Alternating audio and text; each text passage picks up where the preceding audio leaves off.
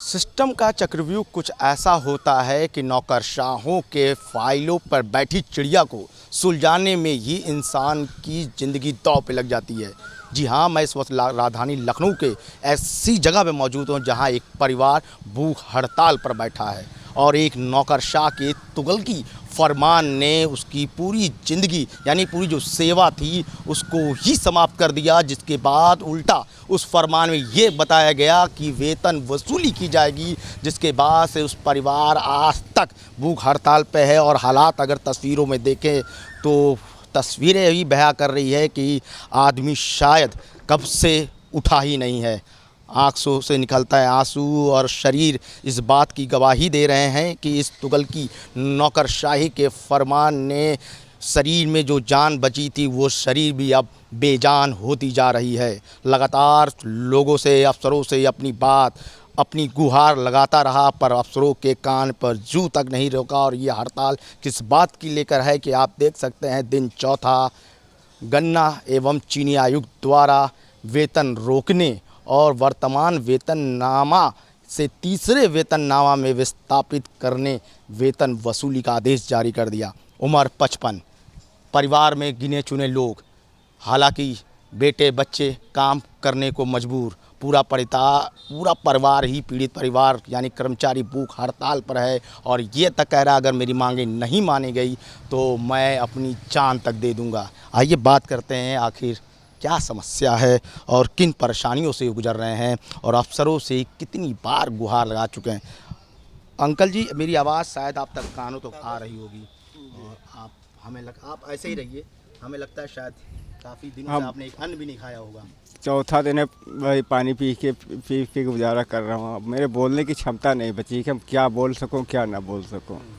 अब अफसरों से कल भी गए थे मिलने के लिए, कल भी उन्होंने टाल दिया कि जाइए परसों आकर के दूसरे अफसर से मिलिए। अब हम किस के अफसर, हमारी चलने की भी क्षमता नहीं, चलता हूँ चक्कर आने लगता है, वैसे लगता है मेरे शरीर में अब जान ही नहीं, किस समय निकल जाए हमको ये भी एहसास हो रहा है।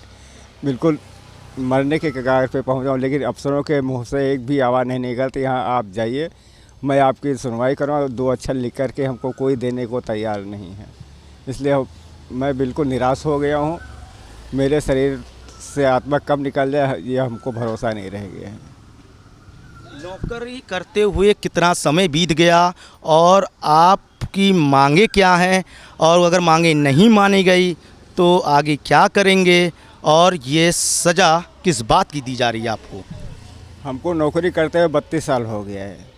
32 साल में हम पूरी ईमानदारी के साथ सरकार की सेवा किया है। कोई ऐसा कहने वाला नहीं कि राजकुमार तुमने ये काम गलत किया है, तुमने ये काम किया है, तुमने नौकरी टाइम से आए नहीं, टाइम से गए नहीं, कोई हमको आज तक कोई कह नहीं पाया। यही सज़ा हमको मिल रही है जो हम अपनी ईमानदारी से नौकरी किया है और हर तरह से कोशिश यही किया है कि हर अफसर हमसे खुश रहे, वही खुशी का हमको ये सज़ा दी जा रही है। हमारी यही मतलब चौथा वेतनमान, 5वां वेतनमान जो दिया गया वो कह रहे हैं गैर कानूनी तरीके दिया गया, 6ठा दिया गया वो भी कह रहे हैं गलत दिया गया, जबकि चौथा वेतनमान वित्त विभाग ने स्वयं जारी किया है, उसका कहीं कोई जिक्र नहीं है, ना हमारे फाइलों में जिक्र है, ना शासन के फाइलों में जिक्र। यहाँ तक हालांकि ये है चौथा वेतनमान जब हमको दिया गया इंदु पांडे द्वारा, उसके बाद जब हमारा जो शेष बनता है मतलब जो नहीं, तो ये बताइए आपकी उम्र कितनी हो गई है और इस उम्र में कितने साल हो गए नौकरी करते हुए इस विभाग में, ये हमें आप बताइए। कब आपकी ज्वाइनिंग हुई थी और अब सेवा जो आपके समाप्त कर दी गई है किन कारणों से की गई है?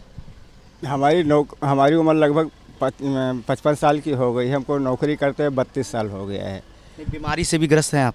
हमारे वैसे तो अनरित कोई बीमारी नहीं, बिल्कुल ठीक है। हमारी वाइफ बीमार रहती है, उनके ब्लड प्रेशर रहता है, हाथ में गठिया बाई है, फिर भी बेचारी जा कर के घर घर चौका बर्तन करती है, किसी तरह से हमको खिलाती पिलाती है, स्वयं खाती है। और हमारे बच्चे भी अभी इस लायक नहीं है कि हमारा बोझ उठा सकें, इसलिए हमारी वाइफ ये सब काम करने के लिए मजबूर है। सेवा किस बात के लिए समाप्त हुई है? सेवा अभी हमारी समाप्त नहीं की गई है, हमें कोई नोटिस नहीं दिया गया कि ये तुमको तो वेतन वसूली की बात की? वेतन वसूली की बात हुई और मेरा वेतन रोक दिया गया, बस इतना हमारे पास है। तीसरे वेतन में हमको वापस किया गया, जो कि आज के युग में 500-600 रुपया मजदूर पाता है, हमसे कह रहे हैं आप 100 रुपया रोज़ की नौकरी काम करिए, 100 रुपया रोज़ लीजिए। ये कहाँ का इंसाफ है?